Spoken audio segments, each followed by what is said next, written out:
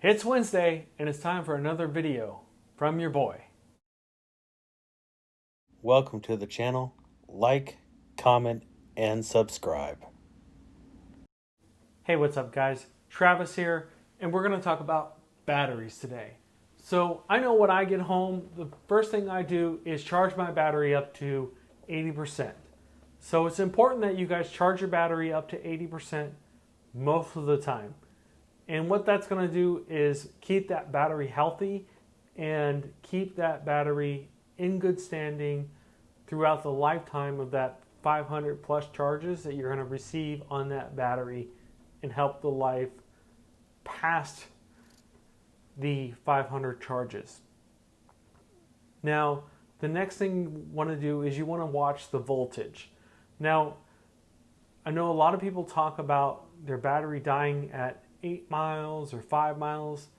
And when you guys see that bike go from 52 volts down to 41 volts, that's going to be your clue that your battery is not going to be going much longer.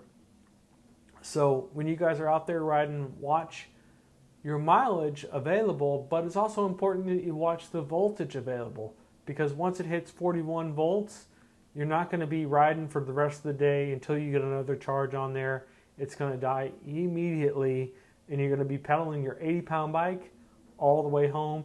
And I can tell you, that is no fun when you have to do it uphill.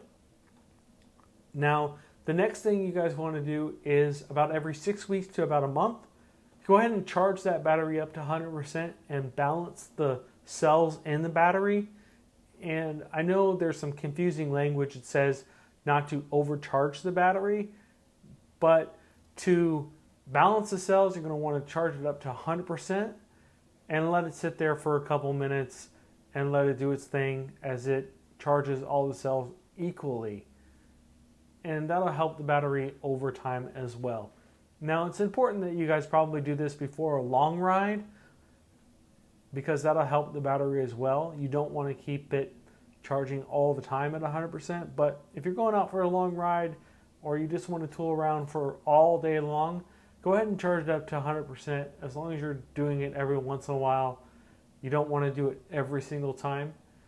Now, if you guys get to a point where you're at 20%, you're going to want to make sure that you go ahead and charge that battery as quickly as possible, because bringing a battery below 20% is not going to be good for the battery either. So you want to keep it at 80 and then 20. And that's going to be the sweet spot.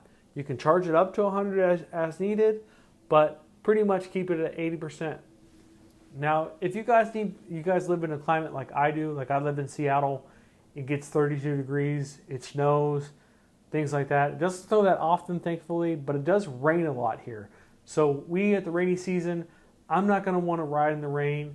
My bike's going to be sitting in storage for a couple weeks while it rains out and I can't go out. Now, you guys are going to want to have that 80% charge. Just make sure that when you guys are charging your battery and letting it sit, that you're not going more than 2 months without a charge. So even if it's at 80%, go ahead and charge it up and kind of rebalance those cells, put some new juice into it. You don't really want to prolong a storage with a lot of juice. In fact, if you know that you're having to store your bike over time longer than 2 months, you're probably going to want to go ahead and just charge that battery up to 50 to 60%. That way you're not in a couple of months waiting 4 hours or 6 hours to get that battery charged back up all the way. And so this is just important for your battery life. Now, moving on. I know that I see some of these chargers available. They're like $300 and they come with a large XLR plug, and those are no good for your battery. You do not want to plug in a large XLR into your battery, because what it's going to do is damage the battery.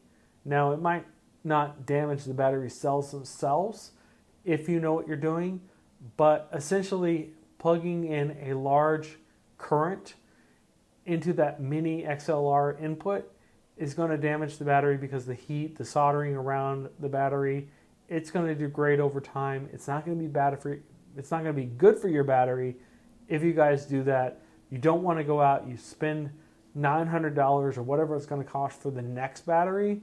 So it's important that we keep the battery that we have in good shape and as long as possible. So if you guys